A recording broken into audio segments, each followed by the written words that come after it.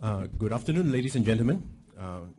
Thanks for coming to this REIT Symposium, and thanks, David, for just now the wonderful insight to investing in REITs. But I must say I was a little bit disappointed that I did not see my company's name featured in the portfolio. I'm here to share my company with you, and hopefully, after this you can add AIMS A&P Capital Industrial REIT, or what we call AA REIT for short, into your investment thesis. Okay, just overview of the AIMS A&P Capital Industrial REIT. As the name implies, we are industrial-focused REIT that invest in industrial properties throughout Asia Pacific. Okay, and when you think about industrial, people usually have this association with chimneys and manufacturing, but actually industrial is much broader asset class than that. Industrial also includes logistic warehouse, data centers, which in today form the backbone of like the e-commerce and all this internet things, revolution that's going on. It also includes, business park. If you ever had a chance to go to Changi Business Park, International Business Park, those are very, very nice buildings, almost office-like in nature itself. So industrial actually is very, very big asset class. And for AA REIT itself, we invest in all the above asset classes. Right?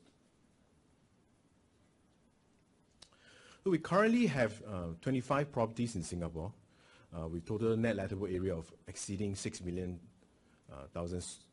square feet of space, covering, like say, business park, the manufacturing, data centers, logistic warehouse, right? Our other investment is in Sydney, Australia. We actually invested in this huge business park complex called Optus Centres. Yes, it is the HQ of Optus, which is the second largest telco operator in Australia and a fully owned subsidiary of Singtel, right? Our asset size currently sits close to like 1.5 billion, making us probably the fourth largest industrial REIT listed on SGX itself. If you can see the chart on the right-hand side, the purple line refers to AA REIT, and you can see that we have really outperformed the market in the last couple of years versus like the FTSE Real Estate Index. So we have actually clocked quite an impressive growth trajectory in the last couple of years, averaging probably close to 25% per annum. I mean, we have grown the portfolio through a variety of means. Obviously, we have acquired new assets. But more importantly, in the last couple of years, we have undertaken redevelopment, or what we call asset enhancement initiative. So we took some of our older properties with underutilized plot ratio or underutilized plot ratio. We tore them down and rebuilt to a new, modern state-of-the-art kind of industrial facilities, and maximizing the plot ratio in the process itself. So as we grow in our portfolio size, obviously the revenue and the net property income grows in tandem. Asset size, like I mentioned, have grown, steadily over the last couple of years. But what's interesting, if you look at the flip side of it, we have maintained a very strict financial discipline. This is our so-called LVR ratio, the leverage ratio for the REIT itself. So for the past 22 consecutive quarters, we have actually remained about 30% leverage. Our bank covenant is at 55, but I think management give ourselves restriction of having the 30 to 45% range, just to make sure that our balance sheet remains strong, and we have always the capacity to seize on future opportunities. A very attractive view, compared to some other kind of typical benchmarks in Singapore, over 7%. A very steady and kind of growing dividends that we've been distributing to the shareholders. In fact, we distribute 100% of earnings to shareholders. In terms of strategy, the core focus is to create value and to provide a stable, sustainable return to shareholders. And how we achieve this actually can be well encapsulated in these three kind of broad categories. First, we look for yield accretive investment, things that will add value to shareholders, right? Be it in Singapore or overseas, but currently we only invested in Singapore and Australia. And at the core, and probably like bread and butter of most REIT, is the asset and leasing management. This is the area where we look to unlock value within the portfolio, which I think in a while I'll share with you, as well as the general leasing, make sure that the tenants renew on time, make sure that our occupancy rate remains high, we get rental income growth and things like that. Last but not least, we also take a very serious and prudent approach to our capital and risk management. right? Like I mentioned earlier, we make sure, we don't over leverage, because, I think companies who over leverage find themselves in trouble in financial crisis. And we also focus to maintain a stable DPU to unit holders. Okay. So sitting actually within our pipeline, we have actually announced, I think, 5 AEI projects to date. And sitting within our pipeline right now, we have probably 10 more of such opportunities, totaling more than 800,000 square feet of underutilized GFA, right? Some would lend itself to redevelopment, meaning we'll tear down the old building and rebuild new one. Some would probably just add new GFA. And in the process, obviously, it increases the revenue that we distribute out to shareholders. Okay. In fact, just yesterday, we announced our 5th AEI project and also our 3rd redevelopment project. So it's a property that we currently own out in the Tuas. You can see the before and after picture. Before is a 2 kind of 3 stories building, and after that we're going to convert it into a high specs 5-story ramp-up warehouse, which is very in demand in today's kind of logistics sector. So just a snapshot of this deal itself. So as I mentioned, prior to development, we have 2 3-story detached industrial building. They used to be I think a paint manufacturer building, so it doesn't lend itself to multi-tenancy, quite nice. Valuation currently at 14.1 mil. So we're going to probably we will tear down the building and rebuild to a 5-story ramp-up warehouse. And the process probably increase the valuation of the asset by more than 4 times to 60 mil. And annual rental income currently is under 1 million per year. And we're again going to increase more than 5 times to 4 over mil. And again, gross floor area increase close to doubling to 288,000 square feet. Right, and from currently multi-tenanted lease, we're going to have a master lease, thereby ensuring that there will be income once the project completes itself. So this is an example of how we have been trying to add value to the portfolio and hence benefiting the shareholders. Right. In terms of the financials, gross development value upon completion is, say, around 61 mil. We get a profit of about over 8%. Net property income yield of about above 7%, and DPU impact of 0.35 cents. But in the context of the REIT, based on our last year's kind of DPU, this will add about 3% accretion to our DPU. And mind you, for all these returns, it's on a greatly de-risked basis. Why I say that? For the development project, we enter into a fixed price contract with the contractor, so there will not be cost overrun. Any cost overrun will be obviously borne by the contractor himself. And if he's late in delivering a project, liquidated damages will kick in, therefore ensuring that regardless of what happens, we'll get our rental in time after the 16 months development period. Leasing risk, we already de-risked that by entering into a master lease with one of the largest logistic companies in Singapore called CWT itself. And to also further mitigate the leasing risk at the back end, we have a staggered lease expiry so that the whole building won't become empty at once, and we have a time to slowly transition into a multi-tenancy building. Financing risk, we have more than sufficient financing capabilities. We have a very huge credit line sitting in our bank that will finance this project. And in terms, obviously, for this redevelopment project, the downside is, because the building will be torn down, there'll be loss of income. But in this case, it's minimal impact because currently this property comprises less than 1% of our portfolio. But the benefit to the portfolio is huge. It will definitely increase the occupancy of our portfolio to 97.3%, right? Master lease exposure will increase by 4.8% to 50%. This will ensure further stability in our portfolio, okay? And aggregate leverage, even after this development, it will still remain below 35%.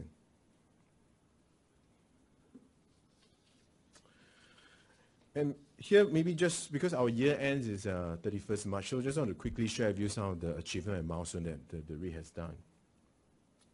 Okay, in the FY 2015, which end 31st March, our net property income and distribution to unit holders increased by 11% and 21% respectively.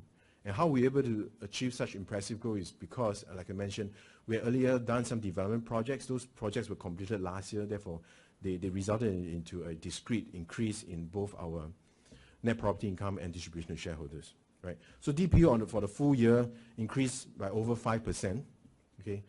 So we announced two other asset enhancement initiatives, one at 26 Tuas Avenue 7, the other one at 1 Kallang Way. And we also completed what I mentioned, the two development projects at 20 Gao Way and 103 Defu Lane. 103 Defu Lane is close to the Paya Lebar High Park, okay? And we also, for the full year, executed 82 new and renewal leases, clocking about weighted average increase of 10% for the rental growth. Portfolio valuation in today's market remains stable, and we continue to maintain a high occupancy rate of 95% versus the industry average. Capital management front, I say aggregate leverage remain low in the low 30s. We have also the opportunity to issue, I think, a third series of medium-term notes, something like a bond, right? This is to diversify our source of funding here. It was a 50 million 5-year MTN note issued at 3.8%. We have also had the opportunity to refinance our so-called bank loans late last year, somewhere in November, capitalizing on the low interest rate environment then. I mean, we felt that interest rates on the rising, will rise in the near future. We don't know when, so we decided to refinance early because we actually didn't have any debt due till like October this year and next year. But as a result, you see that the interest rate actually has gone up since the beginning of the year, and through this refinance exercise, we actually saved the shareholders a lot of money. Okay, and we have, through this refinance exercise, we further unencumbered 5 more assets from our security pool. Now we have total 13 properties outside the security, totaling more than $500 million in value. Okay, so this is a quick snapshot of our capital structure. Right now we have 6 both regional and international banks supporting us. We have diversified sources of funding from both bank loans as well as the medium-term note program I mentioned. A split maturity of about 6 increased from 5 previously, and also 13 unencumbered assets totaling more than $500 million, and improved debt covenants, I think, through the process of refinancing these bank loans. So just to share with you, like the other first two so-called AEI we've announced. This is a project located on the western side of Singapore, closer to the Tuas side. Address is 20 Gao Way. This is actually our first and largest redevelopment project and first AI project we announced. As you can see, it's a busy logistic facility, 5-story ramp-up warehouse with a total floor area of over 1.6 million square feet, with a valuation exceeding 300 mil, and producing rental income of more than 22 million per annum. Used to be on that site, it's an 8-hectare site. We have 10 single-story buildings, right? And utilizing only plot ratio of 0.4. So obviously this asset or this property was grossly underutilized. So we saw the opportunity to redevelop this. And at the time of redevelopment, actually this project is quite large in the size of in the context of the REIT. So we actually have to split into phase 1 and 2. So we embarked on a redevelopment phase 1 and 2 to develop this 5-story ramp-up warehouse itself. So that brought us to a maximum plot ratio at 1.4. But actually after the phase 1 and 2 is completed, there's still a lot of empty land there. We went to the authorities to ask for further plot ratio increase. We got it approved, increased from 1.4 to 2.0, and we built further phase 3 onto the site. Now all the 4 phases are fully completed, the last phase being phase 3 completed in September last year. So the property is busy humming with activities right now. This is the site plan. The gray boxes refers to the phase 1 and 2, and the kind of pink boxes refers to the phase 3 and phase 2E itself. That was the first. The second redevelopment project is this property located at Defu Lane. For those of you who are unfamiliar, this is near to the Tai Seng area, Paya Lebar High Park. Again, you look at the picture on the left, compared to the neighboring building, this is quite a monster of a building, but used to be, we would look like that, a 2-story old industrial facility. We tore it down, okay, rebuilt to a 6-story, a very high specs kind of industrial facility. And again, similar to the previous first development project, before we put the first pound into the ground, we secure an anchor tenant for close to 80% of the space, before we do it. So there's certainty of income upon completion. And within 2 months after the TOP, we fully leased out the remaining floor, and so now this property is fully occupied. Right. Again, from this kind of smallish development projects, not similar, not the same scale as 20 Galway, we achieved a very impressive profit margin and yield on cost.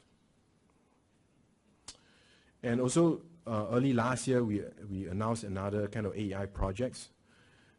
This is one of our existing property, again located in the Tuas West.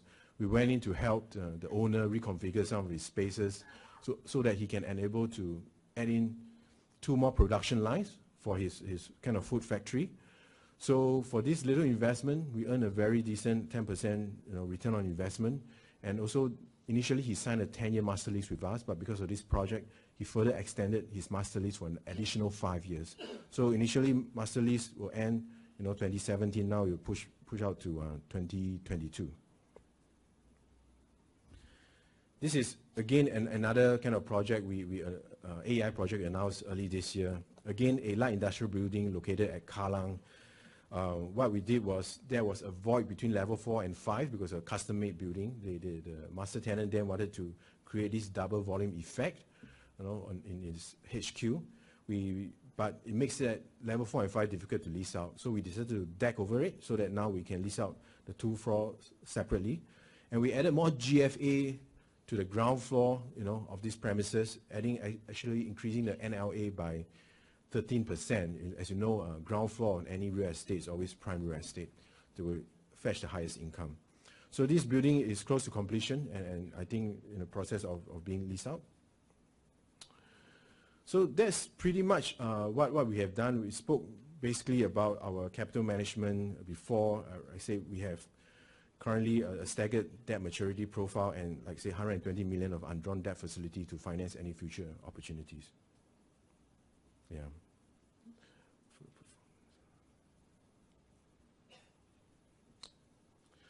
In terms of the portfolio breakdown, like I mentioned, we invest in the different sub-segments of the industrial class. We have business park, high-tech, manufacturing, and a huge part of our portfolio comprises of warehouse, both either cargo lift or ramp-up as well. And current split of multi-tenancy as well as master lease property is around 50-50.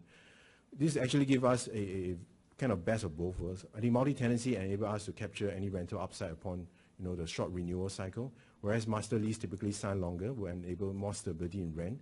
But for these longer leases, usually have stipulated rental increase. And again, I mean, within our different sub-asset classes, we have exposure to different kind of the industries, giving us a very well-diversified portfolio. These are weighted average lease expiry profile. So top 10 tenancy list itself, I think all except one are kind of associated of listed companies. So that's the end of my presentation. Thank you.